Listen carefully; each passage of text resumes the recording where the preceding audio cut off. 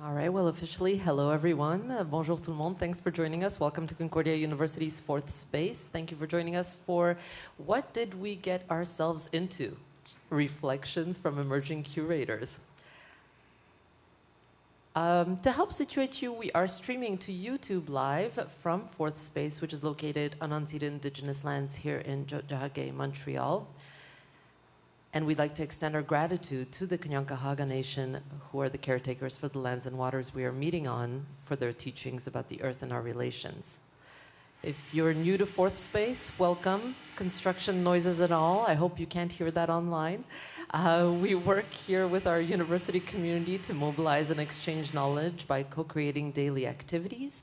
And each year we also work with the Concordia University Public Scholars to activate their research in various ways. Today we have the pleasure, once again, of welcoming doctoral candidate in Concordia's Department of Art History, Varda Nisar, to enter into conversation with her special guests, who will be introduced shortly. The last thing I'll say is that we have some audience members on Zoom. Great to see you here. There might be people watching on YouTube as well, and there's some folks in the space. If you'd like to join in the conversation with any questions or reflections, we will leave some time for a question period, so just raise a hand and you'll be able to speak if you're on Zoom. And if you're in the space, just let us know and we'll get a mic to you so that those online can hear you. Okay, that's it for me. Welcome to our guests. Hi, Varda. Hi, Anna. Thank you so much for introducing us and for offering us the space. This is a conversation that is related to another project that we are working on, which is the WPC exhibition called Re-Steric. It opens on the 9th of this month on Thursday at FOFA Gallery and on the 30th of March at the library vitrine. But before we talk about this, I am going to let my speakers introduce themselves. First up, we have Lorraine Doucet-Sisto. Lorraine? Hey, thanks for joining us, everyone here online. So I'm Lorraine Doucet-Sisto, and I am an MA student of art history at Université du Québec à Montréal. And I am also working on the Worlding Public Cultures project with Varda and Manar, working mostly on the exhibition, but other aspects of the conference as well. Yeah. And then we have Manar Abutok. Hi everyone, it's nice to be here with my colleagues. My name is Manar Abutok. I'm a PhD student at Concordia of art history and working with WPC on the conference and the exhibition as well, my colleagues, which I'm really excited about. Yeah. All right, so let's just talk about what this has been like, curating an exhibition. Lauren, this is your first experience curating, and this has been this huge, massive project that really took over our lives. So what has it been like for you? Yeah, of course. Well, so I kind of started my master's program at the same time as starting WPC, so it was a lot of firsts. First time curating, first time being a graduate student, and so it was a lot. It was definitely a lot of learning that I couldn't necessarily have prepared for. I come more from had a bachelor's in communications, so maybe that kind of helped me on certain aspects of curating. It's also something that I've studied in books and through texts, and you kind of study all these superstars of curating, and then once you get down to doing the work, it's quite different than what I've learned about. Right. But Manar, this is not your first time curating. You have been curating before, you have worked at a gallery. How has this been different for you? So I have been doing my degrees and my career on and off for the last decade. So I've been a practicing curator for a while, but this is my first time in an academic setting curating. So that's How is that different? When you work in an institution, you kind of have all the resources under your belt and everything. Like you already have the schedule set, you already have the programming set, you already have your concepts and your ideas, and it just kind of follows. Right. But in an academic institution, I feel like there's a lot more moving parts and a lot more people, and especially when you're thinking about public spaces too. Like in a gallery, you already know your space; it's done, it's yours.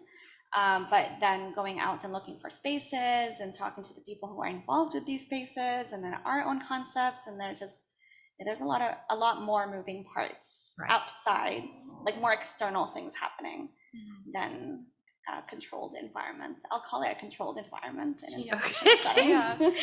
So the exhibition is called Re-Steric. That was the name we kind of came to in a moment of extreme desperation and creative chaos. Let's go with that, creative chaos. Should we talk about how that came about? Yeah, of course. let's talk about that. Well, I think the idea of we were working with these two words, which are worlding, right? As in worlding public cultures. What does that mean? Kind of exploring that. We wanted to get artists to kind of respond to this word as well. Right. There's also we were thinking of worlding through Spivak's perspective. Yes. I don't know if you wanted to speak on that too. And after 3 years of having working on this project, we are still kind of debating what does it mean to be worlding public culture, especially. We are all very confused about the definition, if that's God's honest truth. And so we have been, we were thinking Spivak. Worlding Spivak and more of maybe a colonial sense of the term. And then we also had the idea of world making, which is something that we kind of brought in maybe as a counterpoint to that. But then the title Re kind of came about when I was thinking at least about curating as what is curating? And I was learning that it was a lot of exchanges, a lot of email replies, response. And with these concepts we were working with, it was like reimagining, rethinking. So the Re kind of seemed to take up a lot of space. And we had more questions than we had answers at a certain point. So we wanted to leave it kind of open. So for whatever people want to, however people want to, whatever that means for people, to integrate it. And that has been a very important part of this project, letting people interpret that and how, and there is a certain way that we decided to do the didactics, which is not to do the didactics at all, right? That was new for me. Yes, that is new for you, and you're working on a particular wall right now. Right. So I think when we're brainstorming and workshopping ideas, the questioning aspect, right? Like what is it that we're questioning? And we also wanted to invite the public into questioning with us. So one of our walls in the exhibition is our question wall. And it follows through we kind of opened it up where we put the asterisk and then a lot of words that can come up with that. And I think that's really lovely that we get to invite people to kind of question terms and words. And then we have our questions in English and French to have some people respond to it as an interactive living exhibition. So there's no way we are telling people how to think about the exhibition, how to think about the works. It is all up to them how they want to figure that out, right? Let's come to the artists now. So we have 4 artists that we are working with. There is Rudy Aker, Swapna Tamanne, Amin Rahman, and then there is Pansy Atta. And you have been talking about Rudy's work. Yes, you have been kind of elaborating on that for other projects and other meetings also. So what is it about Rudy's work that you're really interested in? Yes. Well, I've had the privilege of working with Rudy in a previous life. And so it was really interesting to kind of follow their work throughout the years, see what they were up to. And they've been working a lot with questions of land memory, haptic memory, embodied memories, and so that aspect really interested me, especially within the context of this exhibition, which is looking at those questions as well. What's a world, right? Who is a part of it? Who has access to it? And Rudy is also a Wolastoqey artist who is working with some traditional practices such as beading, which is something I'm very interested in as well. Because it is an ancestral practice and it has this really rich history behind it. So they work with beading, and for this project called Topographies of a Home Place, which will be a part of the exhibition, they beaded these very small, kind of abstracted maps of their homelands and the bodies of water that are on it. And they also work with some textile. They've crocheted these doilies. Yes. There's a But whole, there have been a lot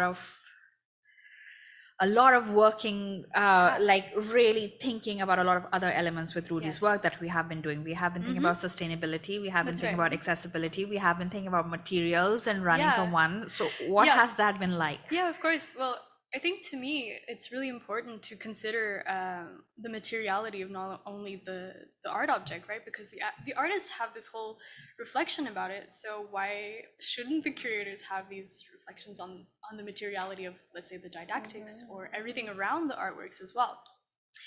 And so with working at FOFA, they do have these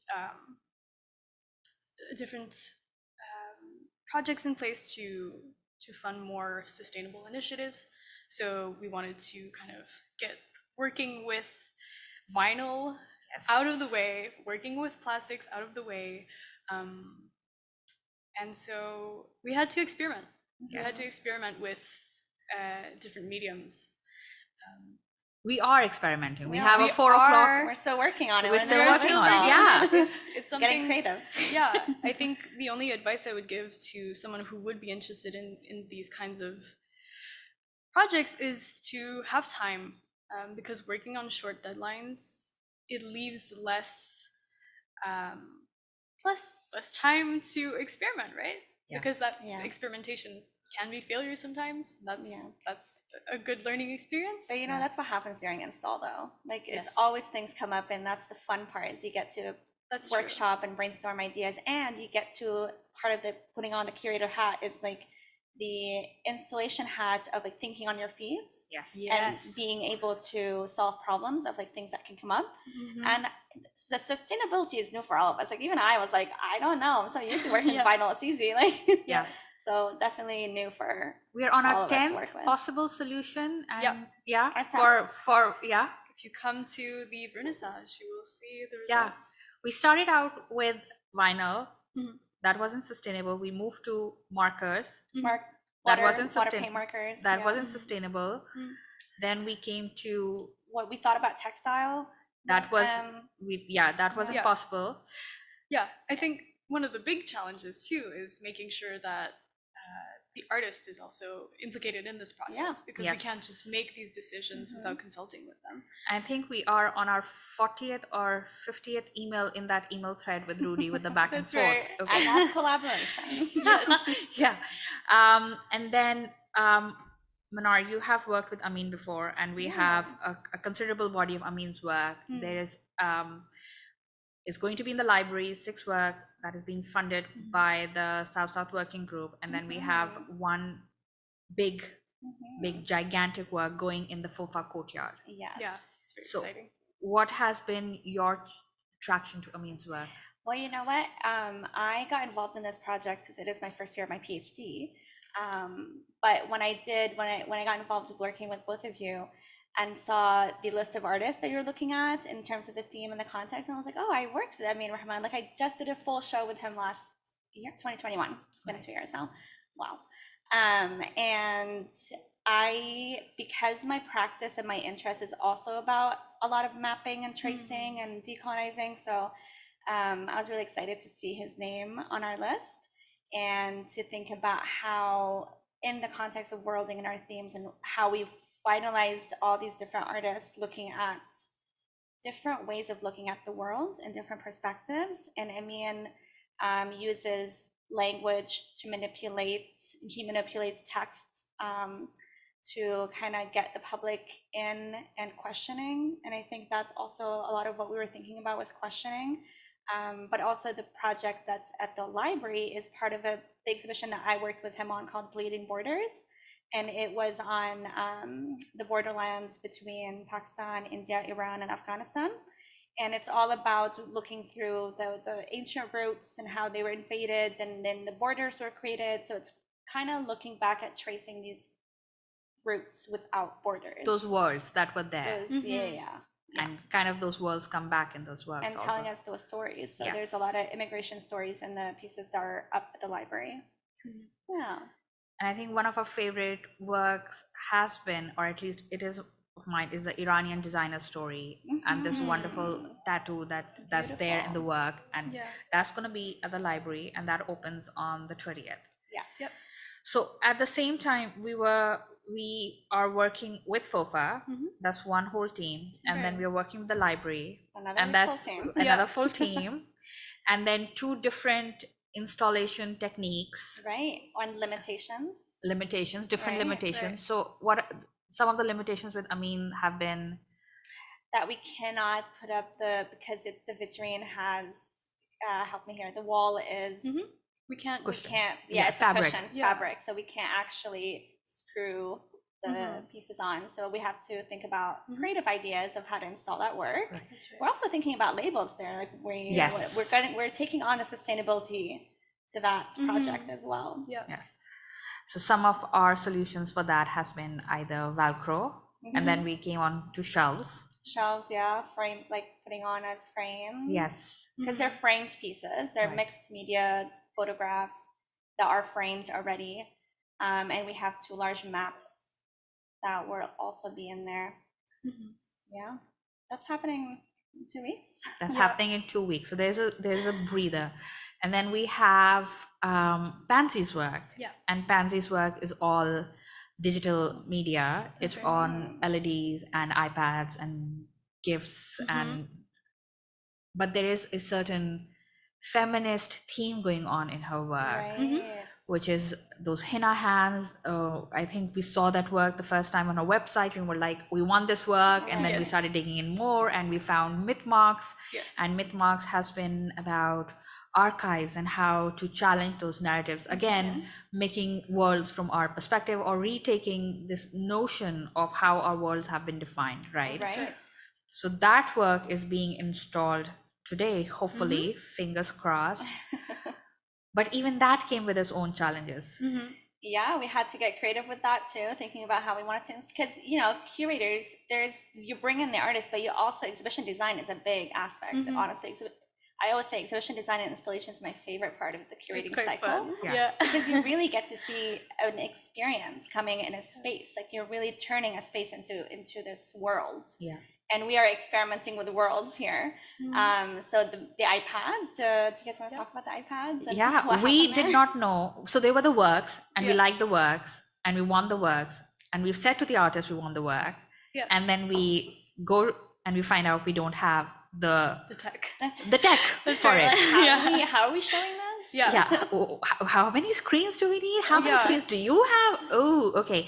And so we went back to the artist, and there was again a conversation. And the artist has been very open about it. They Yes. themselves propose solutions, and they have worked, right? I think what's fun with Pansy is that we had all this liberty of the ways we could present the works, but all this liberty also meant making choices. Yes. Yeah, technical. I mean, that Pansy had to what is the word? Format? No. Yeah. Reformat. Yeah. Reformat Yeah. the Based on the pieces, that Yeah. Yeah. based on the tech that we have. So Yes. you really are Exactly. working with various, not just brains, but technology. Yes. Tech brains. Yes. Tech brains. They are essential. Yes. And then we have Swapna's work. Swapna's work too. So we have 2 bodies of Swapna's work. Yeah. One is recycled plastics for recycled words. That is already up at the St. Yes. Catherine vitrine. And it was That's right. so amazing to see someone actually looking at the work this morning when I was coming into the gallery. And that feeling was really, oh wow, people are looking at it. They're It's reading the exciting. work. It's Yeah. exciting. Yeah. Yeah. It's real. It's very easy to forget why we're doing this. Yes. and Yeah. to have people come into relation with Yes. these artworks. So that work is there, and then there's another work which is called Achadia. But Swapna, that was a different experience working with her. Well, it's a different material too. It's massive Yeah. textiles, well, small, different various sizes. But we An have here idea an to artist install. who has a very clear vision of Very how specific, very technical. Yeah. Yeah. Of Yeah. the works. of Yeah. how she wants the work hung, in what order, how it needs to be presented. That was challenging, or at least tough for me. That was something new for me, having So there's a clash of visions between a curator's vision and then the artist's vision. Yeah. And then you have to find a middle ground for that. And Exactly. how does that work? You know, Yeah. lots of conversation Yeah. through emails, I guess, with this one. Yeah. I feel like you do have to honor the artist's vision, but it also have to, like, artists also have to understand they're in a show that's going to be in dialogue With with other the work. other artists and other works. Right. And they follow group shows, at least for me, it's always thematic. Right. And so when I think about the public experiencing an exhibition, you kind of need to guide them Yes. in the show and understand how things relate to each other and what is the conversation that we're trying to have here. So yeah, it's always challenging. It is. It's But like Swapna people. has been open to ideas. Like Yeah, of she course, responded, she was responding Yeah. how we wanted the show, what works we wanted, the back and forth on that, and there has been that, right? Yeah, I think one of the big challenges with this exhibition, probably other exhibitions as well, this is my first one, but everyone does have a different way of working. So not only is this a group show, we are co-curating the exhibition, all three of us, and we each have our processes, exactly. And but then everyone on each of the teams have their different processes. We're working within an institution, so there are deadlines, there's paperwork that needs to get done sometimes. And so I There's guess budget that budget. So- Yes, budgeting is the most very fun important. part. Yeah. So I think it's taking into consideration all those things and being almost like a Orchestra? I see what you did. yes. I was gonna say conductor, but Sure, if yeah. we were a train, So the project Depends on started the- out with one venue. Yeah. That was the courtyard. yes. And there Okay. was to be the banner only. Mhm. And then God bless Alice, Yeah. Alice Jim, my Yes. supervisor, our darling project PI for this project. And Mhm. she has this wonderful capacity to just make everything grand and Yes. big. And so we now have the courtyard, the FOFA Gallery, the FOFA vitrine, and the library. And each space is very different. And each space, the materials that we are choosing are very different. The installation is very different. The way we are, the audience is also very different. Exactly. How the audience interacts with the space and who the audience walking past the space is different. We have to think a lot about that, especially at the library, I think. Yeah. And then also with the banner, the banner is a text-based work. Yeah. And we have considered translations. We have considered how to make it accessible.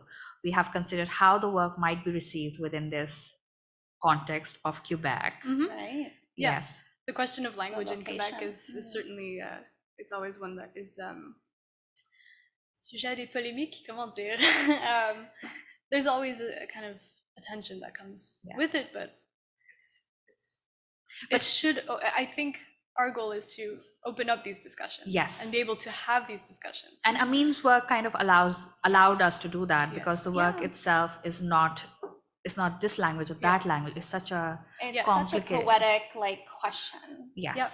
of what languages, long languages, or how you communicate with each other Exactly. even. Communication, So there has been that. Okay. So the scale of the project, how has that been dealing with that? You know, because it comes with a conference too. Like, we're not just thinking about the exhibition, we're constantly trying to tie it to the conference and all those little, like this side hustle that we're doing here.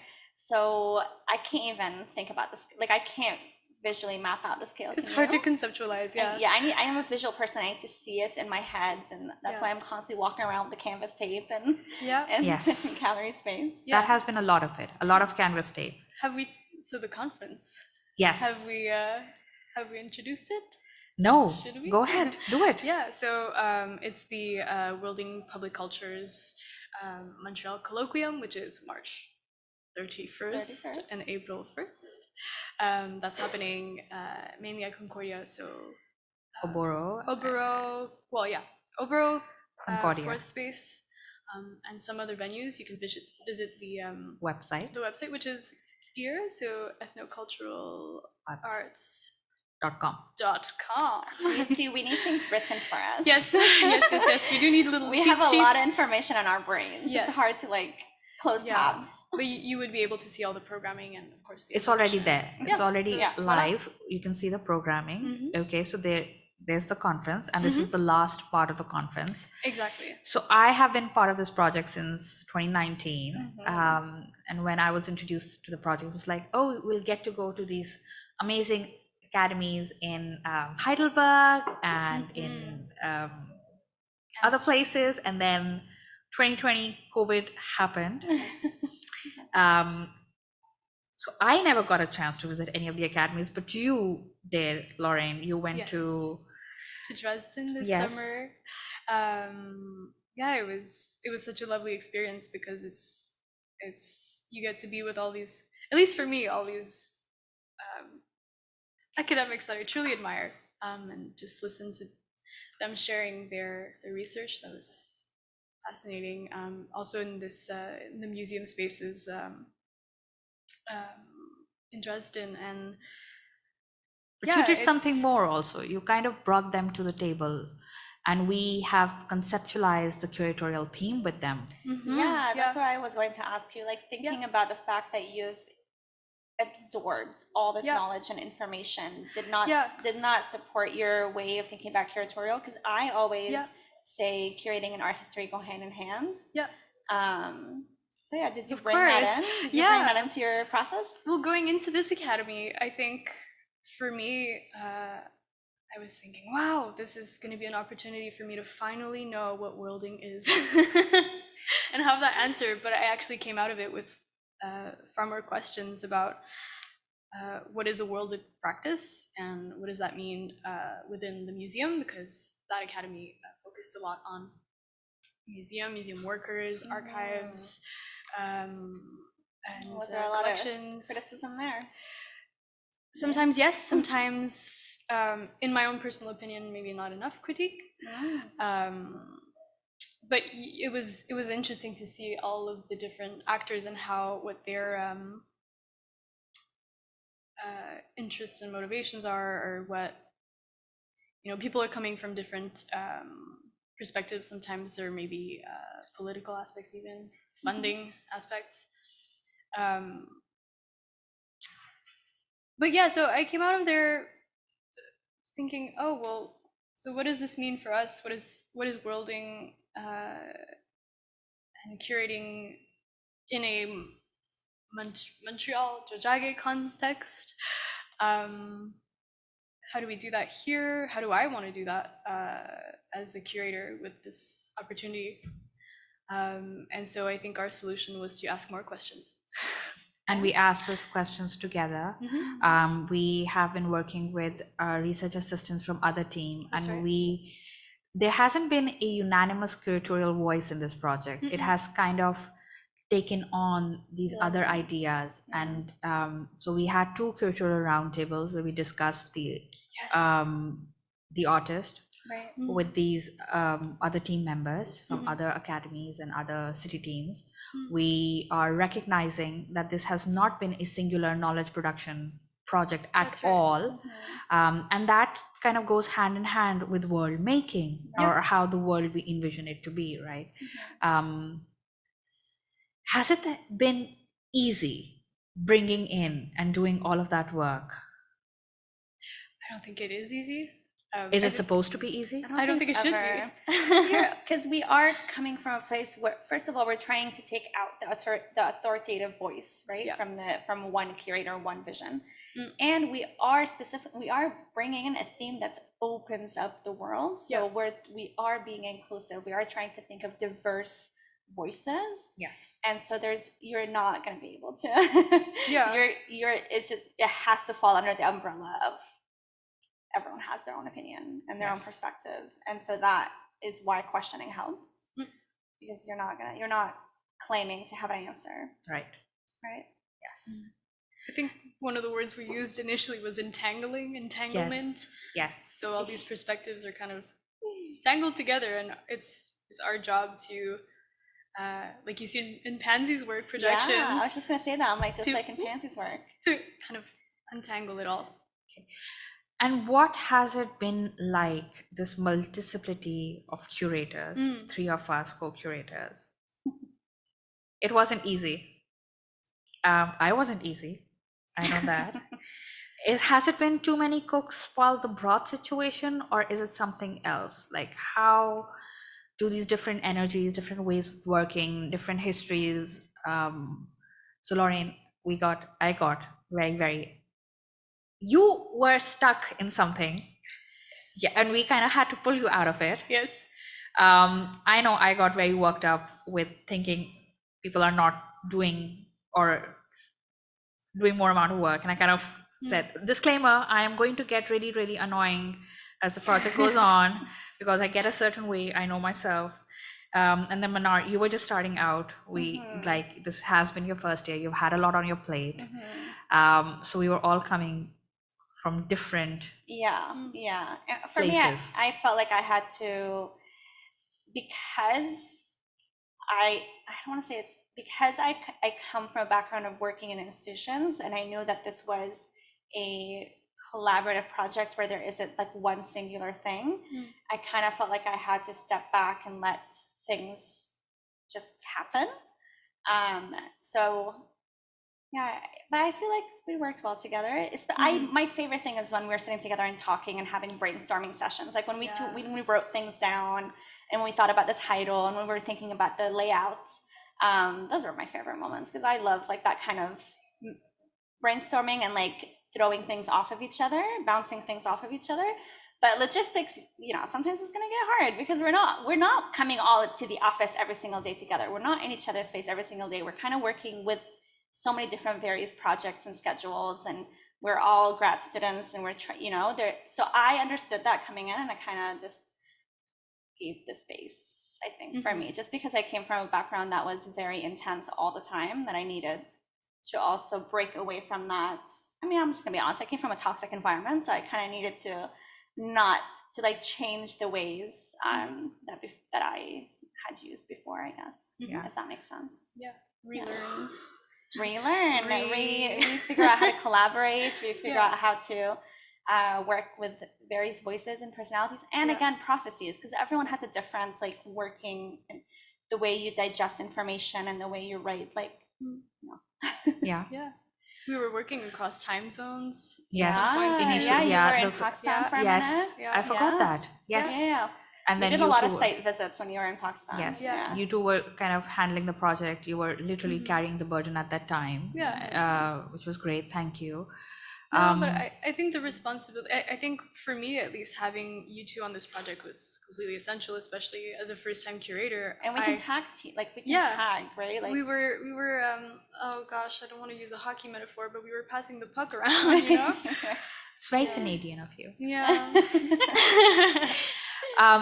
But we have also discovered, I think, in the process that each of us had our own strengths. So Manar has been true.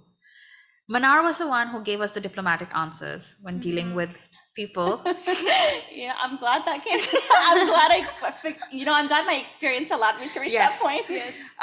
And of course, the install, that has been a great help. And then Lauren, you have been this aesthetics guru and guide. Yeah. Your design skills. Yeah. Thank you. The signage for the exhibition at FOFA wall is up there, and it's just gorgeous. It's gorgeous. Yes. Oh, thank you. It has been a lot of work. And yes, I have been amazed at the dedication, at the details that you bring to the table in this project. That has been amazing. Such a design eye, like having those conversations on WhatsApp, like sending these fonts and text back and forth. And I'm so used to doing that in person in the office, with someone that comes in and printing it out and being like, no, move this here. Like, it's very specific. Yes. You have to be real life. So it was really interesting to see us do it on WhatsApp and be like, no, let's make this color. No, let's make this smaller. Like, it's very design specific. But then you were also attached to this one particular thing that we kind of had to shelve. Absolutely. Well, I think the way I tend to work, and I know this about myself, is I kind of just I tend to see the details before I see the bigger picture, and you would always kind of bring me back to, this is the bigger picture. This is the exhibition. This is the conference. And timelines. The timelines. We had to remind you of exactly. Yeah. So that and finding solutions that are realistic, Right. But also pushing me to just kind of stop thinking about it, do it. Stop trying to plan. You can't plan. You just got to do it. Yeah. And So that's what we important. still kept to the vision. We were still creative. We just Yes. had to do it in a structure, I guess. Mhm. Yeah, we had to be structured. And I'm just going to claim that I was the organizer or something. I don't would know. say so, yes. You Marta, did. you just get stuff done. Yeah. With so much on your plate. I don't know if that's It's- necessarily I mean, working with you, I realized that I am not the aesthetic person. Like, aesthetics is not, I can work with things, but yeah, looking at aesthetics, that's something that I really learned from you, Lauren, during this project. So thank you so much. That has been so amazing to see and dig into. Yes. I want to move to the ethics of curating at this point. What were some of the considerations? And I know initially when we started talking, I don't know, Manar, if you were there, but we spoke with Maya Ray Oppenheimer, and she said you need to have a manifesto or statement for yourself of what you believe, what are your core beliefs in this project that you will not let go of. Yeah. And we kind of talked about this as, okay, we believe that there should be a diversity of voices, there should be a multiplicity of artists and artist works, and we move from that point forward, right? So those were some of the initial ethical points that we took up for this project. But during the duration of this project, there have been other things where we had to draw the line, or we had to say, okay, you know what, this really does not work for this project. You want to maybe talk about that a bit? Yeah, sure. Well, I think at first we had, I think this is, again, with me being in the details and just having all these ideas and all these different people we wanted to work with. But then sometimes it just came down to deadlines and budgeting and stuff that's really boring but really important. And not just our timelines or budgets, No, like some of the other artists. The artists, their timelines and Exactly. their potential or possibilities, or Yeah. their availabilities. And we wanted to, you know, we were working with pretty short deadlines. I think for us, it was important to make sure that the artists did feel like they had the space and the time to deliver the quality they wanted to deliver as well. Not sure how to explain it, but We were mindful of the artist voice. yeah, that relationship with the artists to me was really, really important. And working with all these different limitations, but also making sure that the artists were heard. I hope that came across. I'm really grateful for the artists we're working with. They have been very open to a lot of our ideas. Yeah. They have also been open to the mistakes we have been making Absolutely, as first time. It's a I mean, part for of us it. it is, not Yes. from Manar, but as as emerging Yeah. curators, they have been very open to that.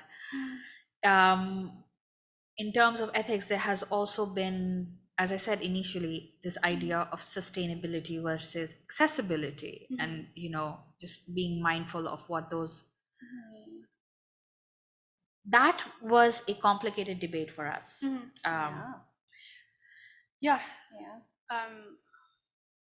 Just not sure, having it's again just part of the different limitations we have, and just kind of I don't know. I mean, finding that middle ground between what will work for an artist and what are the requirements. And it hasn't always been an ideal fit, but it has been a fit that works for the artist. It has been a fit that has worked for what they needed at that moment, what we could deliver in that moment, what resources we had, what the gallery could do with us. There has been that. There has also been this challenge of how we interpret this work in a way that does justice to them.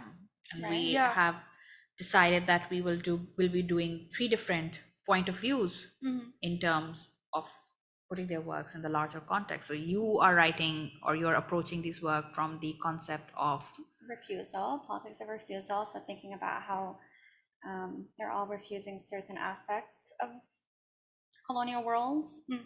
Yeah. This is for the curatorial essay that will be in the catalog. From my perspective, I think I'll be dealing more with, let's say, memory, sometimes mapping, haptic memory, the materiality of the objects.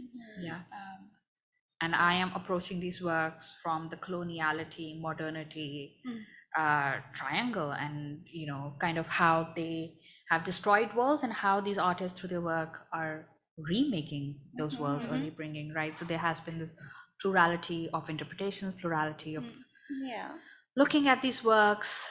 What else have we been doing?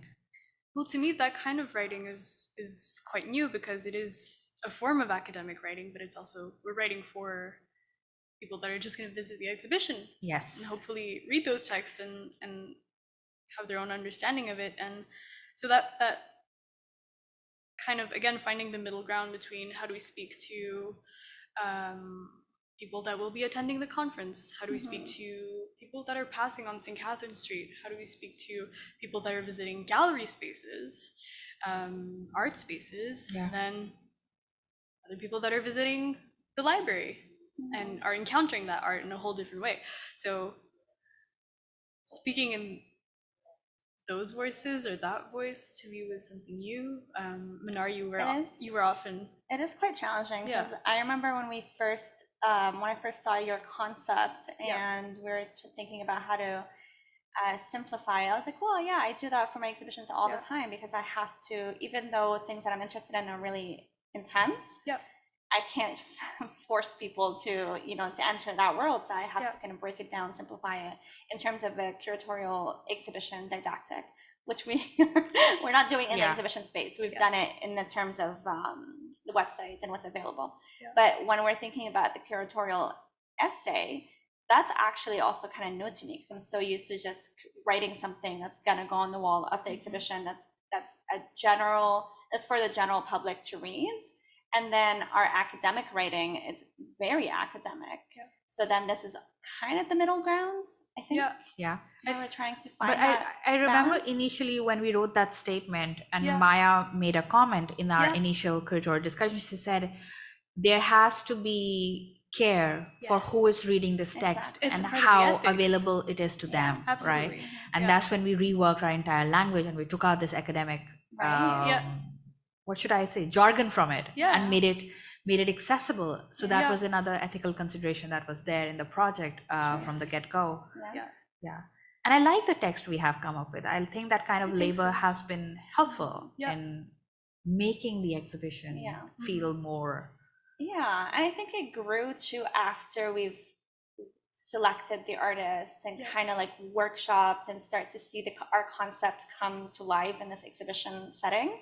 That it really helped our writing, because it kind of like, okay, now we're including not just the theme that we're interested in, but we're also including what each artist is doing that falls under like what their perspectives are.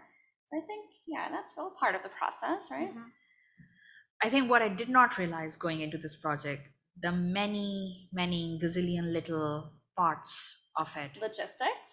Not even logistics, just the labels, the didactics. Yeah, those are a lot. The printing, the Illustrator files, the shipping, the different ways of installing, the Excel sheets, the color of the walls. The Excel sheets. How many emails have to circulate, the schedules. So I think there was this romantic side of curating, which is this wonderful way you go into studios and you talk to artists, and then there's the very realistic project management that is not talked about much, because maybe it's not glamour. No one tells you really about the what happens in that cycle from beginning, from a visual concept that you're like, oh my god, I want to do this, right? To reaching all these details. Like I remember our first meeting together, we were looking at I think it was scheduled. Like we were just looking at, I'm like, okay, so we're getting, the exhibition starts here 2 weeks before, we have to have the artworks 2 weeks before. And I just remember that being like, because I'm so used to it in my previous world but it's like the dry part of doing things. So I guess just like you have to get it done, just put it on the wall so you'd know what's coming up, right? So it was interesting to see it happen from this context because it kept changing. Yes. Because I was like, when we because when we first had that meeting, I'm like, done, we're set, good, we have all our dates, we're good. And then those dates kept flipping, and I'm like, what's happening? What's going on here? Yes. Yeah, I think that's also one of the big challenges was we never have like 2 feet on the ground. We're always kind of running around. And we were 3 people trying to tackle that. That's right. And and I also I didn't realize, because I moved to Montreal, I came into this PhD program, and I didn't fully realize that everyone was coming back to campus like for the first time. So it was just a lot of energy, a lot of chaotic energy in the world. So I was like, this is how you do things. It's very simple. It's very organic. It's very logistical. No. That's not how I do things here. And we were actually considering, we cannot have this shipment before because there's no storage space for this. Right. So it became very, what should I say? It's tedious. It was really tiny details that we had to think about before we can design the schedule. And Lorraine, again, God bless you. You were the one who was making those Excel sheets of schedule constantly. Those Excel sheets, oh my goodness. Yeah, I think it's important. Again, just if I can offer what I've learned is centralizing the information as much as possible. The more parties are involved, the more you want to do that. So have everything on one sheet. That was fun for me to see because I'm so used to creating Word documents. And like I would literally put in the boxes and like and there's so many million Word documents that I'm offered that I was like, I do this, and then let's put all this in one sheet. In a sheet, color code in it. something shareable. This is the very admin side of working. But it's and you do have to get creative even for those aspects.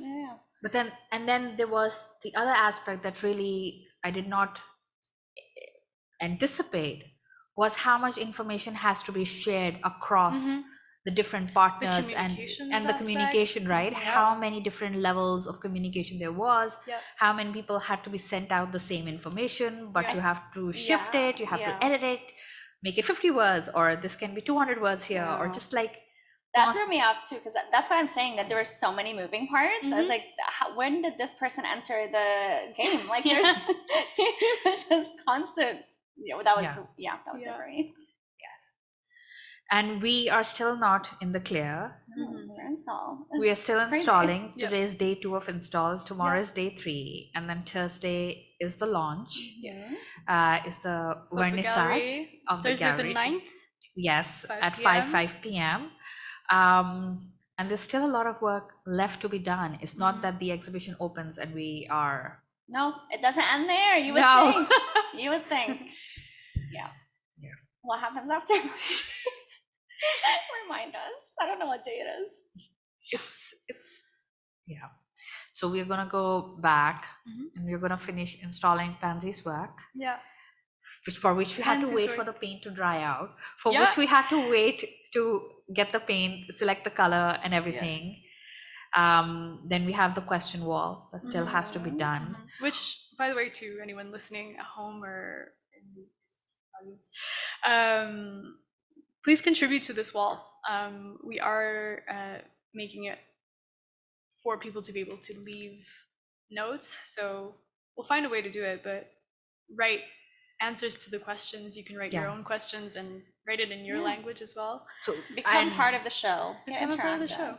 I think the word you used, Manar, initially was as a living exhibition. It's not. It doesn't end just the moment it's launched. We need the public to become part of this living. Yes, and make this world with us. Make a world. Be part of our worlds. Multiple worlds.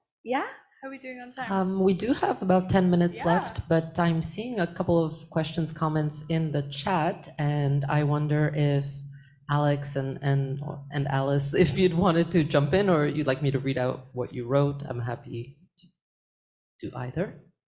Alex Rubichaud was the first to ask about accessibility related questions. about the conference and related events and who those questions should be related to, if in fact this team here can speak to that. Does somebody want to speak to that, Lauren? Accessibility in regards to, I mean, for us, accessibility has been in a number of ways. Yes. So yeah. But I don't know how they intend, how they are talking about it. Well, we can talk about one aspect of it, which is, I guess we can language. Yes. Language, yeah.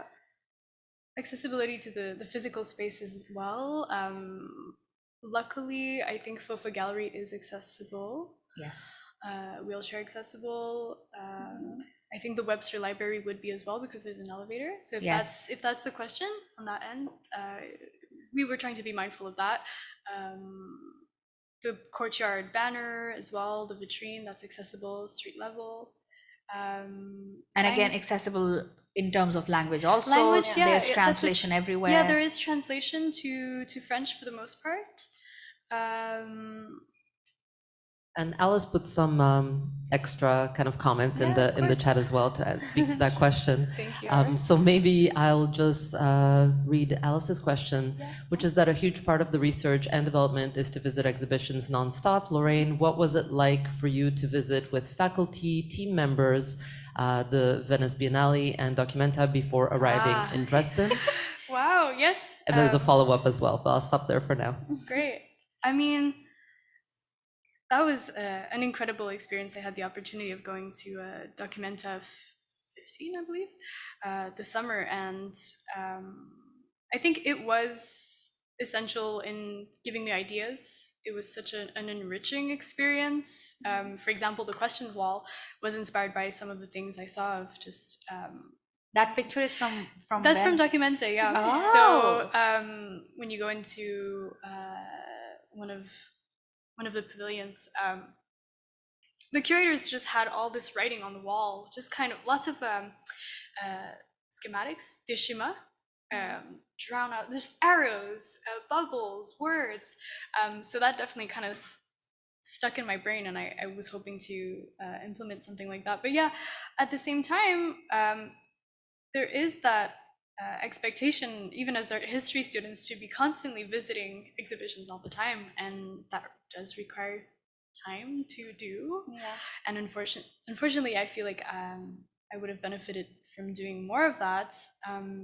And then just the rhythm of visiting exhibitions at Documenta and in Dresden there's really just so much to see.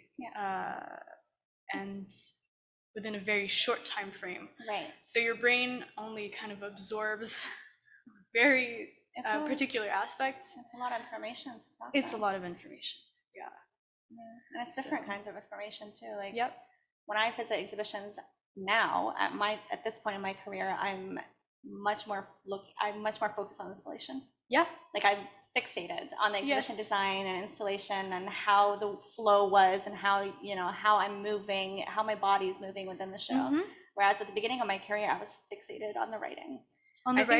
For the first time, I took a picture of just how the text was illuminated by a spotlight, and I have never taken a picture like that in my life. So I think there was a certain awareness visiting exhibitions that there are other aspects of it that you have to think about as well.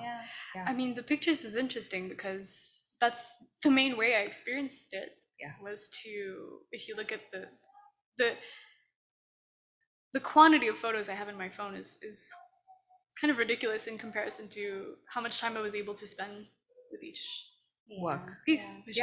With each work, you're just snapping, and then that's a whole different experience than having, for example, for our exhibition, we have a few artworks in the space, and you're really able to kind of spend time with each. I think that's important to me. I didn't know this before going into it, but it's something that I'm realizing now that we have to kind of maybe slow down that rhythm. Remember, I think we had this conversation about having a quiet stillness to the experience that we want in the exhibition. Contemplative, And that comes from like visiting a lot of exhibitions and learning from those different feelings that you experience while being at a show.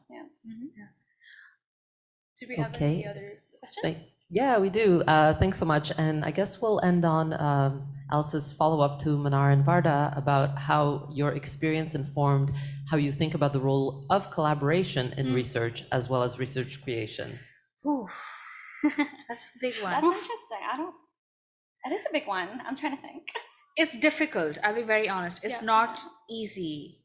At least for me. Yes. Different voices. Like Yes. even our writing. I remember we talked about this. I'm like, how do we even have the same tone? Yes.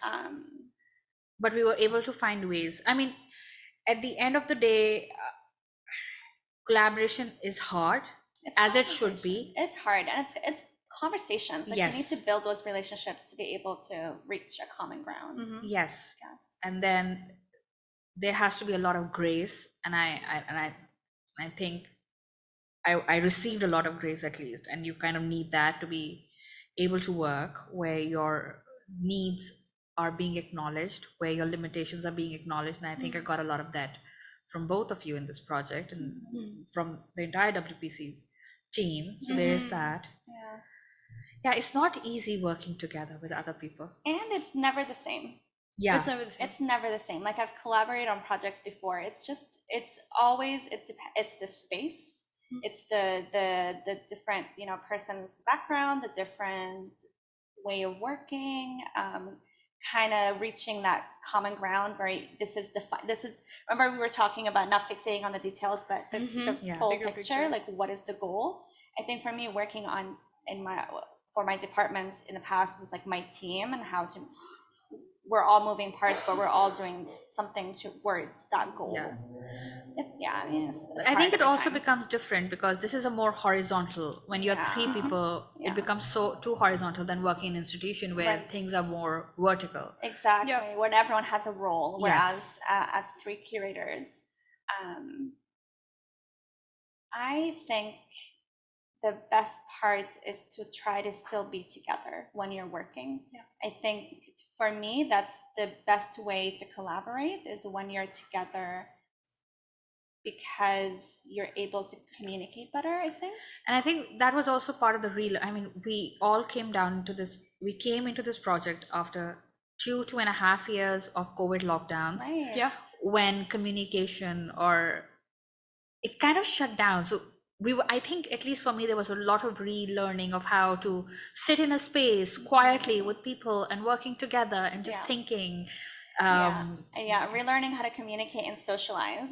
Yes. I've been in isolation for a while. Like, I don't know how to do this. For me, it was awkward just sitting in a room and working together because it had been so long since. And I think even as an academic, right, you so often are just doing your own thing. And in your head. Oh, it was good to get out of my head. And I remember that moment was a magical moment when you were like, oh, do you remember in that C language, computer language, there's an asterisk? And there was this just wow moment. And we just like high-fived. And honestly, that was one of my favorites. That's a magical moment that came up. Yeah, that was a good day. Those little moments in person. And like, that's so like you can still do that. Like technology has helped enormously with communication, obviously, but it's not the same as when you're with someone sharing energy too. Like energy is really a big part of it. Yeah, sharing food, sharing drinks, sharing access cards, sharing access cards. Collaboration. Any last words? I just want to say thank you to everyone who helped us out on this project. You two especially, of course. Alice Jem, Maya Ray Oppenheimer, Annalise Alvarez. Editan Pajot. Mechu.